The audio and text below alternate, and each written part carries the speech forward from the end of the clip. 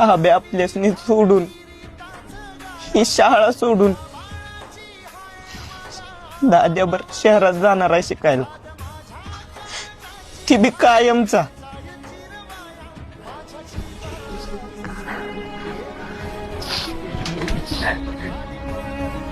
येताना आपण सगळे एकत्र होतो. तुला किती वेळा विचारलं गप गप का आहेस, तवच का म्हणून नाही सांगितलंस?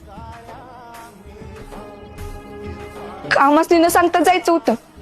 मनात तर तेच होत, पण सरांनी विचारलं मुन्यास नाही कळालं. तू एवढा आहेस करा आब्या, तू आमचा विचार कसा काय नाही केलास? आता फक्त मला माझ्या दादाचा विचार करायचा रेशमी. त्यानं त्याला शब्द दिला वहिनीला, शहरात जाऊन नोकरी करायची म्हणून, आणि मला बी त्याच्यावर गेलंच पाहिजे.